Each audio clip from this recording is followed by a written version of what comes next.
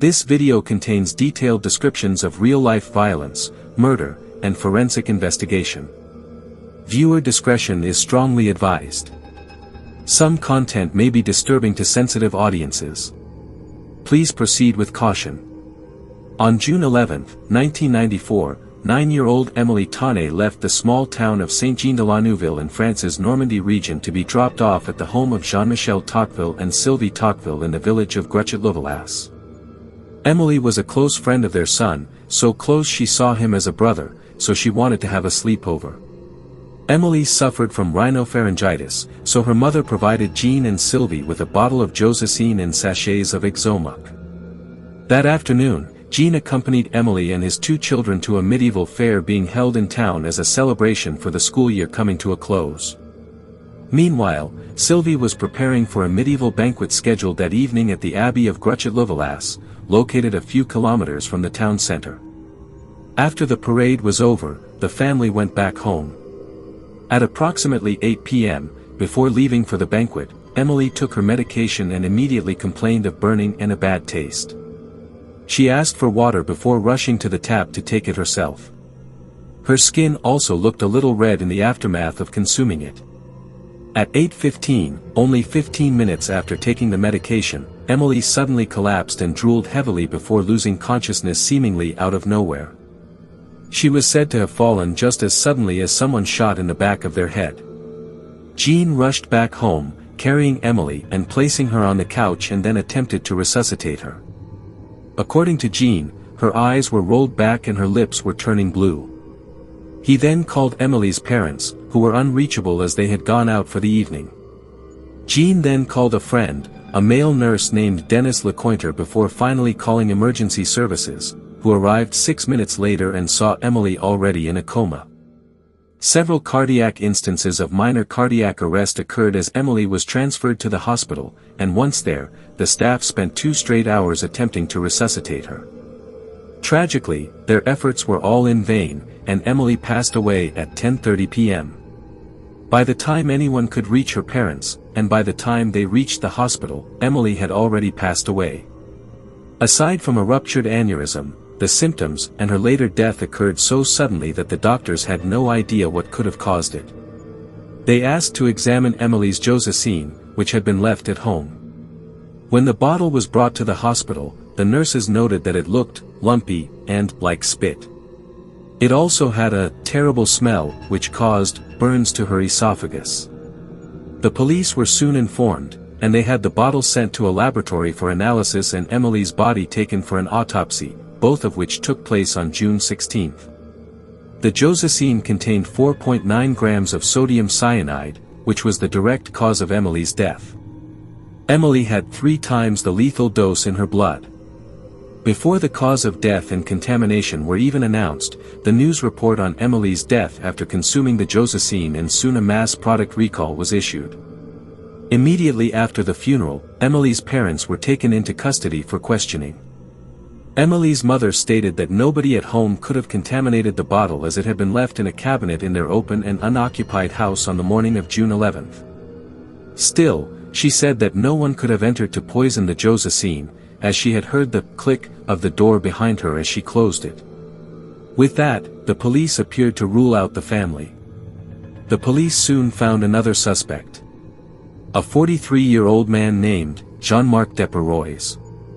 Deperrois was a notable resident of Gruchet-le-Valasse, as he was a local business owner who was also serving as a deputy mayor. Sylvie told the police about an affair she and Deperrois were having while she and Jean-Michel were being questioned. According to Deperrois, the first time they questioned him, they didn't really ask him much and just declared to him that he probably molested Émilie and then poisoned her to keep her silent, a claim based on practically nothing. It was, however, one they believed in so strongly that they had Émilie's body exhumed to check for signs of sexual assault. Émilie's family also had to take a DNA test to prove their paternity, as her being the child born from an affair was a rumor that had gained some degree of traction. The police later confirmed that Deperrois was indeed having an affair with Sylvie began to spread. He started the affair with Sylvie after meeting her at the deputy mayor's office, where Sylvie worked as a secretary. The affair had been going on since November 1992.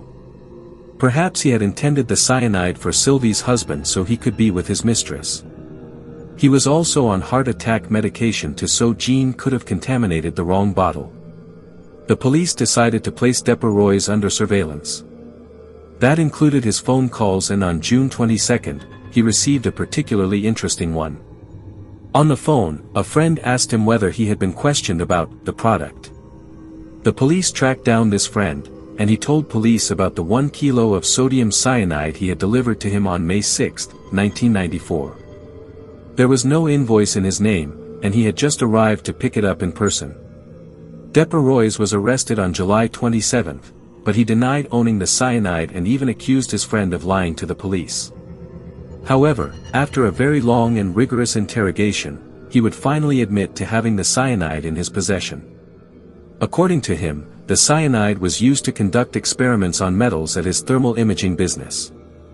However, he disposed of it a few days after Emily's death by throwing it into the Seine River on June 16, as he was afraid of being falsely accused or having the affair brought to light, which he admitted was real. He was especially afraid as his business was only 100 meters from the crime scene. The police checked Deperrois' schedule for the day and saw a gap in it, giving him enough time to sneak into the Tocqueville household while they were at the festival. It would hardly be the first time at that. On many different occasions, the Tocqueville's neighbors saw Deperrois sneaking into their home. One time, he was even wearing gloves, the same gloves found during a search of his home. One of the keys to their home was also missing. When the news first broke, everyone in town defended him. He was highly respected in the community. He was said to look after the elderly and the youth center. His image with the public was impeccable. He also simultaneously defended by both his wife and Sylvie. Before the first court hearing even took place, public opinion seemed united in his favor. The trial began on May 2, 1997, in Rouen, with support for Deperrois' innocence still going strong. The prosecution demonstrated that the cyanide owned by Deperrois was the same one used to contaminate the bottle of Josacine. An expert witness testified that they tried recreating how the Josacine got poisoned. They introduced a sodium cyanide solution into a bottle of Josacine, and the mixture turned brown but did not coagulate. However, the poisoned Josacine from the crime scene had maintained an orange-yellow coagulation texture long after the incident. The expert said he believed the cyanide had likely been introduced in solution form, and that heating the cyanide solution could partially degrade the cyanide ions. Most newspapers refused to accept that, and instead, when the articles were printed, it was merely described as a hypothesis as opposed to real forensic evidence. The prosecution alleged that the cyanide was meant for the antibiotics Jean-Michel Tocqueville was taking and that he contaminated Emily's medication instead, mistaking it for Jean-Michel's medication. He had no way of knowing Emily was coming over and had a stronger motive against Jean-Michel than Emily, whose family he never interacted with or even knew about. They also had a witness. Dennis took the stand. He claimed that he and Jean-Michel saw the Josacine bottle as heterogeneous, appearing, turned, and having an unusual dark orange color soon after the ambulance left with Emily. However, the defense pointed out that this differed from that of the hospital's staff. They said the Josacine appeared normal upon arrival at the emergency room and throughout the night. It was only around 5 a.m. on June 12, 1994, that the contents of the bottle were found to have changed appearance by a nurse. The defense also pointed out that Deperrois' affair was nowhere near as passionate as the prosecution had made it out to be, and it didn't even have a sexual component. They also pointed out that the friend who told the police that Deperrois had obtained the cyanide from him had a reputation for being a well-known liar. Deperrois also said he had an alibi. According to him, he was looking at a boat he was considering buying. Afterward he had coffee and played golf with him. But come the trial, he was unable either to name the boat or produce the owner as a witness. On May 25, Jean-Marc Deperrois was found guilty of the murder of Émilie Tanay. After the verdict was read, Deperrois collapsed and fainted while the rest of the courtroom erupted into chaos. Friends, family and even members of the public then addressed Emily's family and screamed, "It's your fault, this is what you've done, are you happy now? And of course, you want money." Many in the audience also burst into tears or insulted the judge and prosecutor for what they saw to be an injustice. This was in reference to another media frenzy parallel to this one. While most were printing articles about how Deperrois was likely innocent and wrongfully accused, many then turned to accuse Émilie's family as they felt they weren't reacting as they should have to her death, mainly because they refused to be interviewed. Even after the trial, Émilie's mother received many anonymous, insulting and demeaning letters in the mail. But it didn't stop with just letters. Degrading rumors about her marriage, people broke into their home, photos of Émilie were stolen, and many death threats were sent their way. And many were not subtle in insinuating that she had poisoned her own daughter. One letter even read as follows: "Living trash, parasites, slut, dirty whore. I know where to reach you, I won't let you go. Your place is underground, not even in the cemetery but in a manure pit. Vermin, your fucking Émilie has been dead since June 1994, the maggots must have eaten her." This extended even outside the local community. They tried enrolling their son, Émilie's brother, into a private school, but the headmistress refused to admit him into the school after seeing his name. She didn't want him attending classes because his name is a stain. Eventually, their lawyer had to help them move all the way to Toulouse, where they almost completely disappeared from the public eye.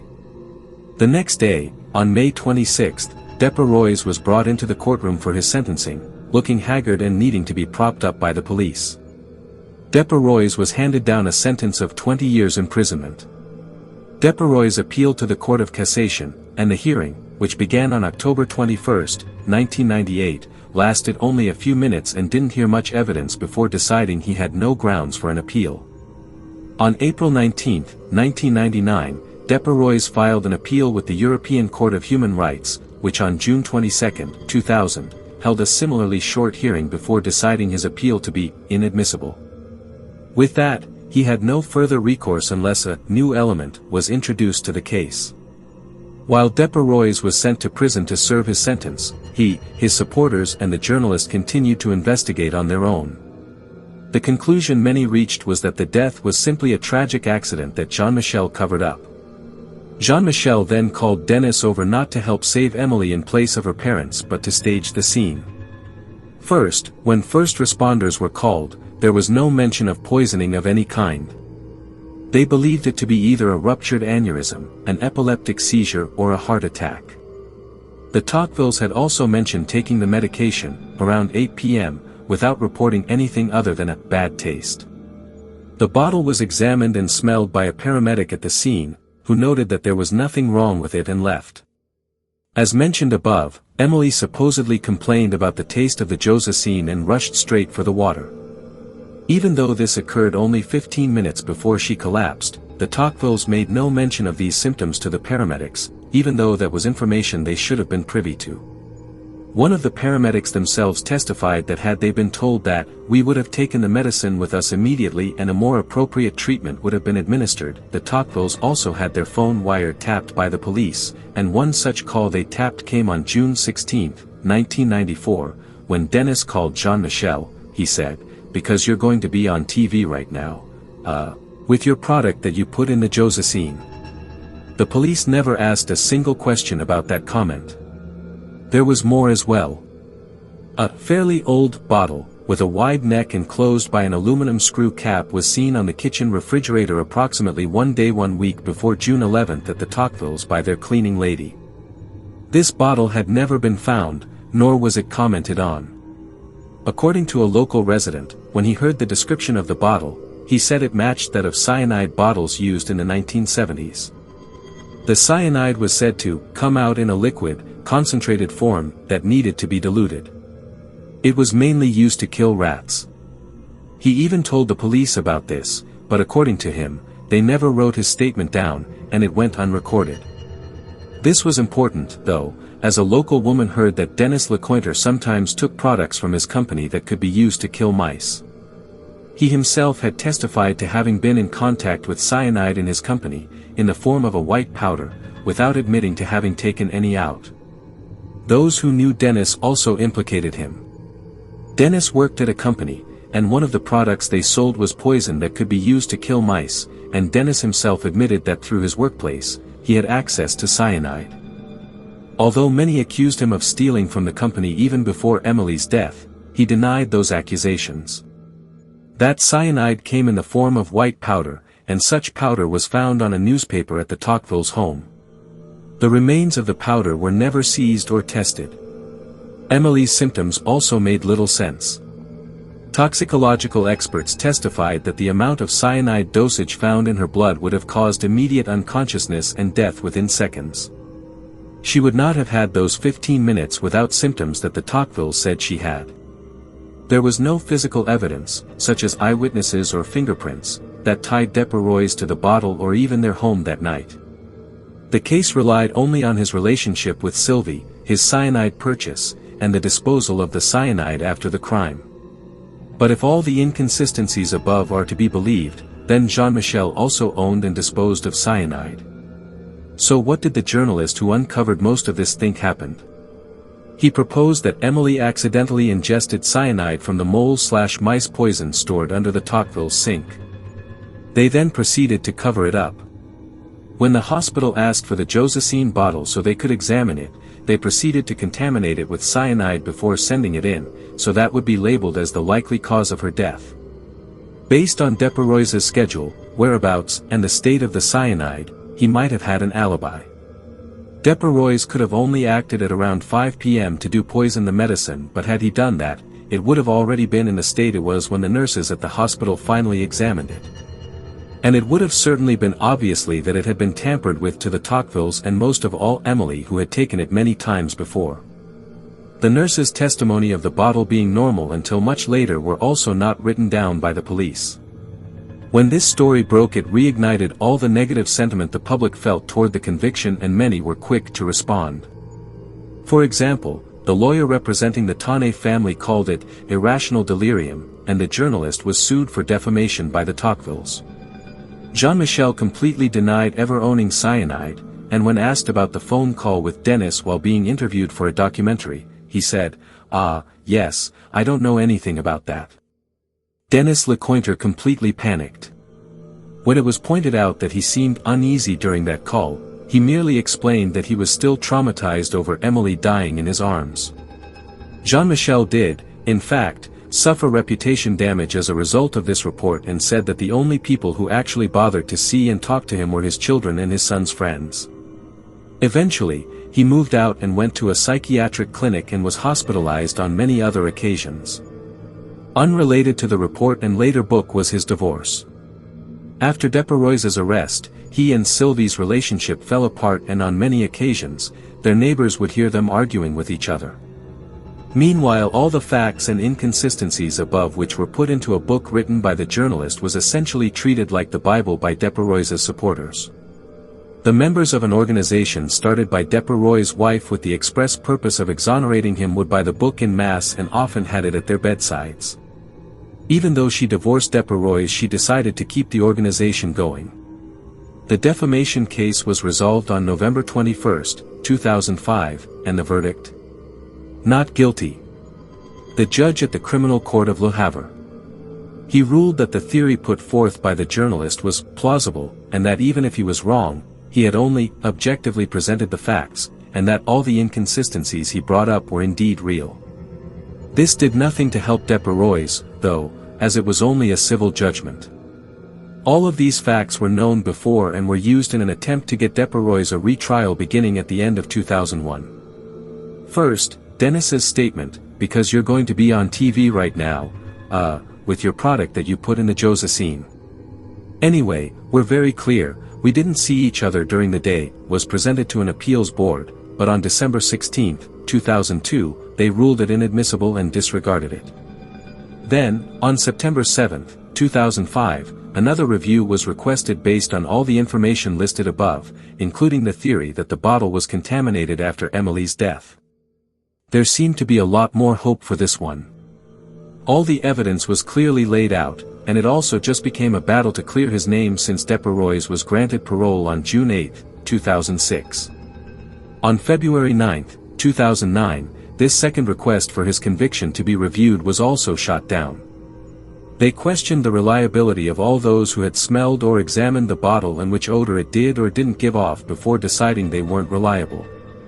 In December 2009, Deperrois appealed to the European Court of Human Rights for a second time, and in April 2012, they once more refused to hear his appeal.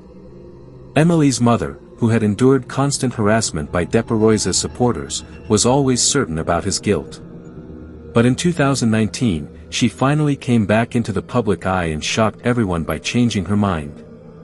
She revealed that experts told her the cyanide dose should have killed Émilie instantly, and stating, "There were obvious inconsistencies. With the dose found, she should have died in a minute." She was highly critical of the way the police and judiciary conducted the investigation, and starting from October 2016, she began to meet up with Deperrois at length on several occasions, both having many conversations with each other. Now, even Émilie's mother was skeptical of Deperrois' guilt. She went from saying, "At one time, I would have been capable of strangling him with my own two hands without feeling the slightest remorse," to insisting that, "We're still missing the truth." She then condemned the Tocquevilles, her old friends, for not being upfront with the paramedics when they arrived. Perhaps, this motivated Deperrois to fight once again. On February 8, 2023, he filed a request for a third review based on a new medical report from cyanide specialists that once again stated that there were inconsistencies with what was described and how the poisoning actually should have happened and did in other cases. This included the reports obtained by Émilie's mother. By now, they felt they had proven beyond all doubt that Deperrois had to be innocent. On June 18, 2024, the investigating commission of the Court of Revision and Re-examination made their decision. According to them, nothing they presented was new or unknown at the time, therefore it didn't matter, and they rejected Deperrois' request once again. This is where the case is today. The conviction remains very controversial in France, with many thinking there has been a miscarriage of justice. If this story moved you or made you think, please take a moment to like, share, and subscribe. Thank you for watching.